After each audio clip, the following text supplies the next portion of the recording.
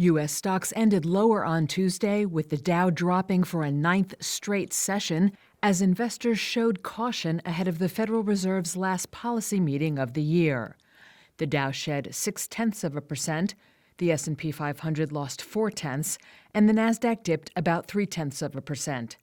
Markets are pricing in a quarter-point interest rate cut from the central bank at the conclusion of its two-day policy meeting on Wednesday. Investors will also be looking for any signs from Chair Jerome Powell on how aggressive the Fed will be in cutting rates in 2025. Jimmy Lee is CEO of the Wealth Consulting Group. I think the Fed's going to cut. Obviously, that's where the market is right now, that they're going to cut tomorrow. But I think it's a coin flip on a pause in January. And I think, again, as they've been saying this whole time, Powell's been saying how data dependent they are. It'll really depend on the reports that come out between now and the decision to make in January. But tomorrow, I'm fairly certain that the Fed will cut. If they didn't, it'd be a huge surprise to the marketplace.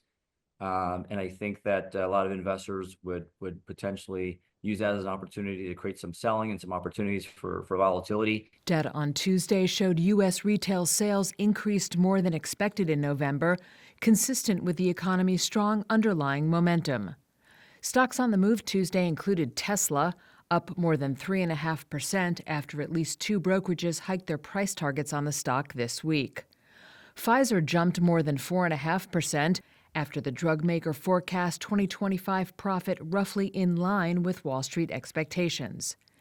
And it was another record day for Bitcoin, which briefly crossed $108,000 for the first time.